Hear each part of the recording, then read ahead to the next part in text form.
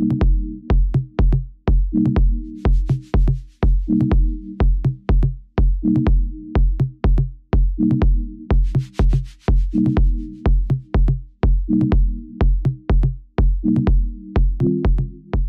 what's up, man? It's your boy Balari.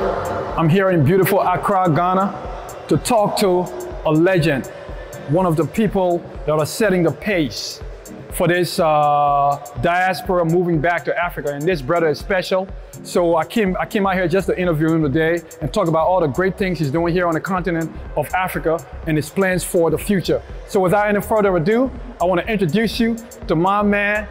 Go ahead and introduce yourself. Judah. Judah. There we go. He's from Chicago. From Chicago. And he's here in Accra, Ghana, doing something special. He got a joint out here called the Jerk Soul Caribbean. You see that right here? And we'll be talking about this and many other amazing things that he's doing today. So this is right here. It's right at the Oyarifa Mall. Come down to Accra and check it out. So, Judah, go ahead and tell us about yourself, man. Tell us who you are, man. You know, just your name, your upbringing, and all that stuff.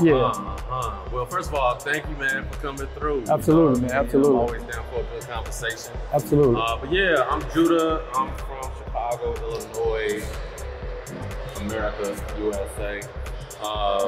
And I've had the wonderful experience of moving from the States to West Africa. Absolutely. To, you know, really seek some peace, and to get some understanding of, you know, the way that we live life here in Africa and everything. The way it was supposed to be lived? Yeah, man, for sure. You know, and so we're getting there. You know, we're getting there. We are. But it's been a great experience, and you know, opening up this restaurant, and you know, really having the diaspora come through and kind of, you know, they love it when they come through here, man. I just love to meet them, and they always want to meet me and talk to me, and I just love to hear every one of the wonderful stories that they have. You know what I'm saying? Every single diaspora that comes here, they have a story. And so I have the wonderful privilege of listening to all of these beautiful stories of, you know, people that are seeking their true heritage, and they're seeking where they're from, and you know, but you also want a sense of home as well. So you know, of course, like when they come, they'll eat, you know, the local food, but after a while, they're like, "Look, I need something." Something to remind them about home. So and get a little bit of taste of home. Man, this is amazing, man, Judah. So, did you just like come here and go back to America and came back, or you just came one time? I mean, how did you settle on one time, man? I never visited here before. You never? I've never been here before. Africa has actually never even been on my radar. You know what I mean? I've lived, you know, many places, but I never thought about living here. You know, but the Most High, you know, explained to me that that's where we was had going. A plan. So when he talked, I listened. Oh yeah. You know, for the most part. So and how's that working so far? Man, look, you know what I mean. And you're about to see this. You're about to see this. This is amazing. You know, I'm glad that I did listen. And have an open heart and an open mind. Because I didn't know this is what he had in store for me. You know, I just wanted to come here and chill out and retire and get out of America. I feel you. I feel you, bro. Because you do have another branch of this in America already, right? You had a... Well, the original Jerk Soul started in St. Louis, Missouri. In St. Louis, Missouri. Okay. Yes. And we're going to be expanding to some other cities pretty soon. Okay. All right. Cool. Hey, man, if you don't mind, go ahead and show us around, see what's going on here as I ask you more questions. So suddenly your interest kind of sparked in Africa. Did that happen over time, or it just suddenly happened? Yeah, it was a sudden thing. My interest didn't start until 6 months before I got here.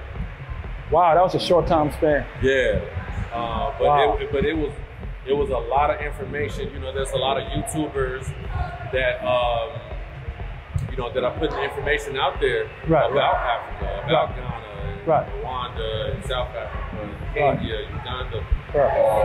So, you know, all of this information just makes you think differently. You know, because in the States, you know, we're not given a positive view of Africa. No, we're not. We're not. You know what I'm saying? So they want to keep you where they have you. Right. They don't want you venturing out. No. And if you do venture out, they want you to go to European countries. Yeah. Where they are. Yeah. Yeah. Nah. Yeah. Nah, that's over. So you came. It's over. It's over. I see a movement, man. You're one of the pace setters for this. So you know, what inspired Jerk Soul? Yeah. I mean, I know it started in St. Louis. So what inspired the whole thing? Man, you know what inspired Jerk Soul is, you know, the original restaurant was supposed to be in the Virgin Islands. Oh, in the Virgin Islands. Yeah, that's where you're Caribbean. Okay. You know? Okay. Me and my partner at the time, you know, we were thinking about opening something in the Caribbean and everything. And man, you know, soon after we got hit by 2 Category 5 hurricanes. Oh man. You know what I'm saying? And so it kind of swept me back to the States. Yeah. And I ended up in St. Louis. Okay. So once I got to St. Louis, I started looking for a restaurant because the restaurant was still on my mind. Right. And I found my first space the 3rd day after I got there.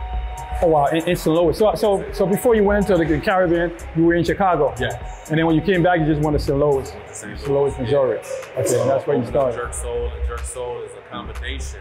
It's a fusion of 2 cultures. So jerk meaning Caribbean, right, and soul meaning soul food. Soul food, yeah. That and so a real soul culture. It's a fusion of both. Nice. That's what kind of started it. You know, this place seems to be bringing together a lot of, I do watch a lot, like I said, and a lot of African Americans, when they come to Ghana, that's what they're talking about now, Jerk Soul. So how do you feel about being that person who's helping to bridge the gap as well between our folks from over there and our folks here on the continent? How do you feel about that? It's super cool. It's a blessing too.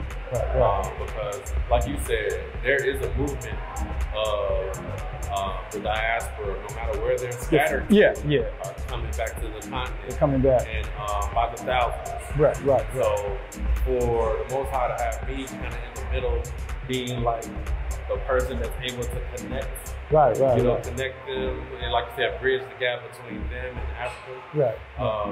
That's dope, man. Cool. Did you ever imagine that would have ever been No way. a space? Right. No way. You know, I mean, I've always been a good networker in corporate America. Yeah. You know, salesperson and all that kind of stuff. But so you know, I'm good at making connections with people. You know what I'm saying? So it's natural. It's natural. Yeah, it's just natural for me to do it here. All right, cool. So what inspired the designs that you have here, man? Like, you know, I like how everything is laid out different. You know, the kind of culture. What inspired these kind of? When I got here, I wanted to add value to the local community. Oh, okay. And so what I was able to do was go up into the Accra Mountains. Oh, you went into the mountains? Yeah. Wow. I found some really dope woodsmen. These people work with wood, and I was able to get these really cool live wood tables. So these were all freshly made just for they got made for me. For me. Oh, that's awesome, man. That's awesome. Yeah. So they're handcrafted. Then I got these thrones for the kings and queens. Right. So a lot of them coming down, huh? Yes, sir. So all of this stuff is custom made, and I feel like our people deserve the best. So. They do, actually. Yeah, so I just want to kind of show us around a little bit, just show us, see where it's at, see where the lineup is. We got a little brunch going on right now. So this area usually doesn't look like this. Okay. Except on Sundays. On Sundays you do brunch, but on every other day it's like a regular restaurant where they come and just order. Yeah, every other day, we got a regular bar going on. And, even this bar was custom made. Everything in here, man. Damn, this is nice. This is nice. Wall in the back. So got a nice painter to come in and give me some color on the walls and everything. Did all these extra? That's nice. I mean, did all these like designs and stuff like that over there? Absolutely. And then if we go out on the rooftop, you'll be able to see Man, one of the reasons why this location is just extra special. Down mountain, huh? Yeah. Down mountain. Man, as you can tell, bro, the view. I seen that. That's why I was like, I gotta go over there and eat, man. I seen that mountain, man. This is amazing. Wow. This has to be one of the best views of any restaurant in Accra. I know one thing for sure. If I in the U.S., if I go to eat somewhere that has this kind of view, I'll be paying 3 times. You'll be paying a ton of money. Yeah, bro. Just to sit here and watch that. Yeah, and this is amazing, man. Yeah, bro. So, wow. Was it tough to get this view? Was it tough to actually get this spot? Like how easy was? I mean, like well, you know, it wasn't tough. It wasn't, right? No, it wasn't tough. You know, they were just looking. The mall was looking for someone to come in and do the space justice, man. It was just a big, empty, open space. None of the walls, like the glass, none of that stuff was here. Nothing was here.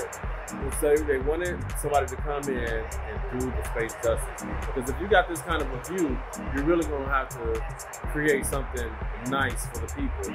And so I knew that nobody was going to be able to do it better than me. Right. We're not even a year old yet. So there's still more to come as far as design goes. Oh man, this is awesome, man. I'd like you to go ahead and capture all this. I like the little swing chairs and stuff like that over there. Yeah, everybody likes the swing. That is actually amazing. So your customer base, like how? Yeah. What are the percentages? Like, is it mostly diasporas, or you got everybody coming through? No, it's not mostly. I thought it probably would have been, but it's not.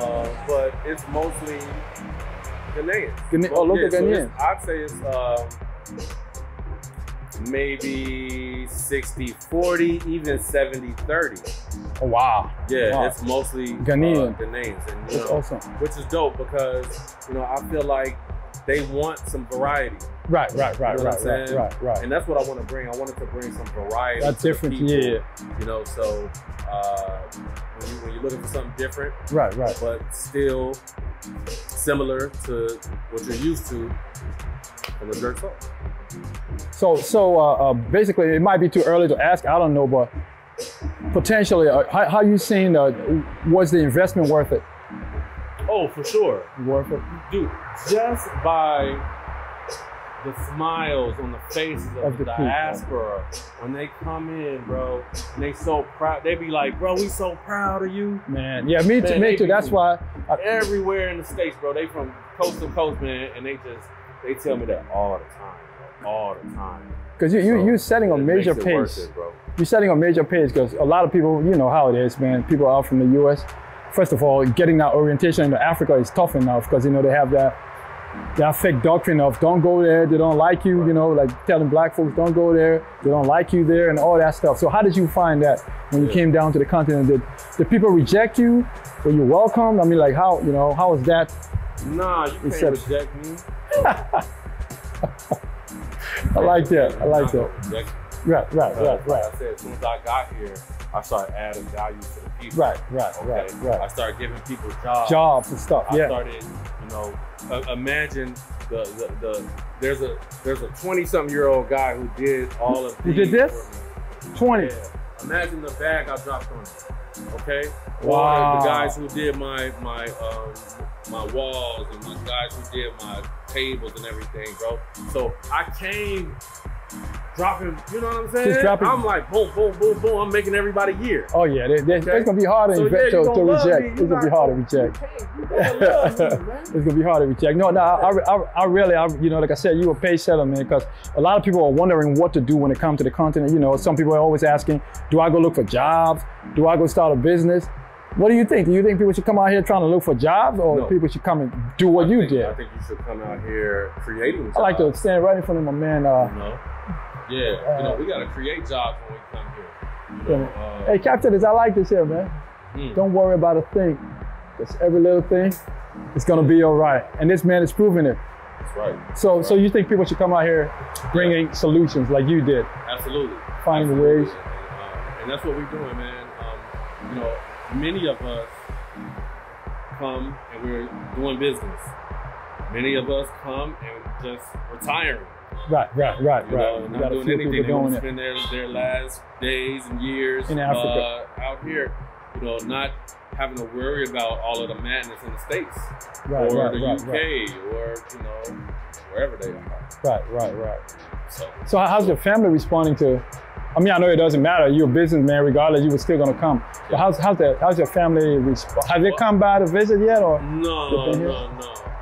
But they will, But you know how it is. Yeah. With us, it's like we gotta see somebody do it first before we do it. Right. I'm a trailblazer, so I'll go and do all the hard work so that when you come, it's easier. It's an easier path for you. Wow.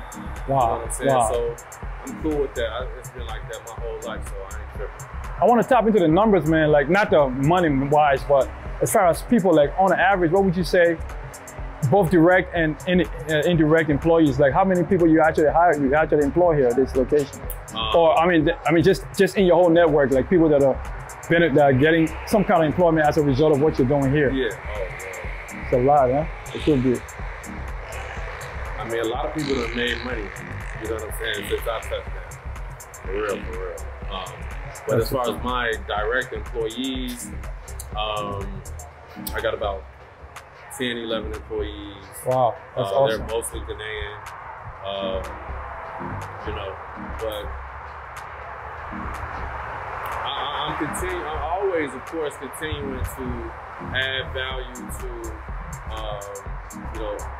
most local people that I might need to do a service for me. Right. No matter if that's an electrician or if it's custodial work, no matter if I need somebody to do some recruiting for me or whatever it is, I'm definitely impacting the community. Yeah, man. Man, I'll tell you what, this is amazing, man. For many reasons, right? Like when I see a story like yours and other African American brothers coming to the continent, a guy like myself who actually came from here and went to the States, I'm asking myself, what am I doing? And because I started seeing guys like you go black to Africa, I think he met with you a few times. That's how I started coming back to the continent. Like I said, I'm from Liberia originally, and I was going to talk to you about that because, when you really look at the history of slavery and when the slaves repatriated, of course they left through Ghana and Senegal and other places, but when they repatriated, you know where they went, right? Liberia and Sierra Leone, that's where they came. Yes. So you ever thought about maybe going to check out Liberia at some point and see what's going on there? Of course, bro. I want to go to a lot of the countries on the continent, right? Yeah. They call Ghana the gateway. Yeah, that's how they call it. Come true. Yeah, and then now, so I'm gonna just go check out everything and go check out. Yeah, because Liberia is like it's here in West Africa as well. It's like I just came. It's like 2-hour flight, but it's sweet. Yeah, but the culture is really similar to Southern United States. So when you go there, Southern United States. Yeah, for the most part. Yeah, because when the free slaves settled back to Liberia, they came mostly from the South. Okay. So they brought that whole. Matter of fact, the first probably 5 or 6 presidents, I stand to be corrected, of Liberia were all African Americans. Really? Came from the South, Virginia. They were presidents? Yeah, the first, They started the whole constitution, and they made the whole system of government just like the U.S. government, like same thing. Really? Exact same thing. I gotta get over there and check it out. Yeah, come check it out. It'll feel a little bit at home too, Yeah. But I mean, but Ghana is a nice place to actually start up, man. I love it out here. What are your projections though? Like, you gonna expand Jerk Soul around Accra or? Eventually. Yeah, eventually. I gotta get the home base. Right. Where it needs to be. Right. And that's the goal. But yeah, of course, expansion is always the goal. Yeah. For sure. Yeah. And not only just Accra, not only just Ghana, but outside, in other African countries. Right. Yeah. That's awesome. Yeah, man, we look forward to, seeing this thing grow, man. Yeah, man. So you gotta invite me to Liberia so I can go see what's going on. I want you to let me know when you're available. I'm coming back in March again, Yeah. So I'm trying to come frequently, as frequent as I can. Okay. So, come out there and like I said, I'm sure you'll love it. You'll love it. If you love Ghana, you'll love Liberia for sure. That's the case with most African countries anyway. So you go there. So, do you ever see yourself returning to the United States? I mean, like to live? To live, no. To live, okay. No, I would never live there again. Never again. I mean, I didn't want to visit, but I'm going to be visiting. Yeah. But I won't ever live there. To go there. That don't make no sense. You know, when you get rescued out of a burning house, right. Why would I go back into it? Yeah, so no chances of going back? No, yeah. Absolutely not. And if you're in America, yeah, you'll be smart to exit stage left. Yeah, I mean, you know, because America, I think, is saturated in every way. I mean, as far as economically, it's about to fall, bro. I mean, I do see some actual shaking and stuff going. Morally, it's already falling. Morally stuff. Every empire that has risen has done what? Fell. Yeah, guess whose turn it is? It's been you think it's 500-600 years? Right. It's been a while now. Guess whose turn it is? Yeah. You think it's America? And who do you think is next? Africa? Me and you. So in that case, not though, China, not Russia. No. Us. I believe you, man. So do you think, a lot of people say Africa is the future. What do you think about that? Or the now? I mean, what do you think about that? I put up a post on my Instagram page saying that. Let's get this mountain view right here. Man, it's crazy, right? Yeah. Man, I put up a post on my Instagram video talking about Africa's the future. It got over 100,000 views, bro. I was like, damn, the joint went viral. Wow. So, absolutely it is. Absolutely it is. We the forerunners, you know what I'm saying? Right, man. You're in the forefront of this whole thing, bro. You know what's crazy? You know, of course, Africa is like, what?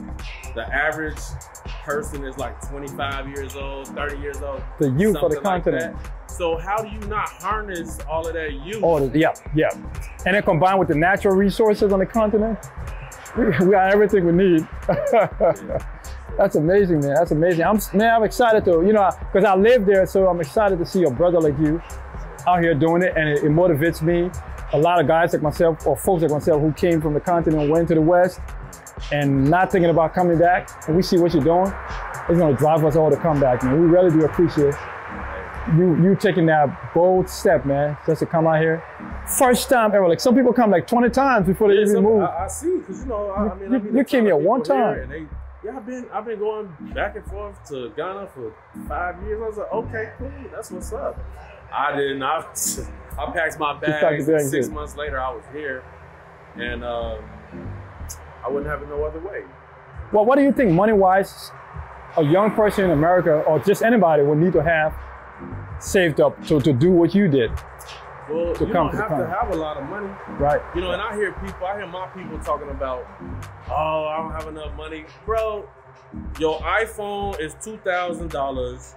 Your shoes is how much money? Your clothes, your car, bro.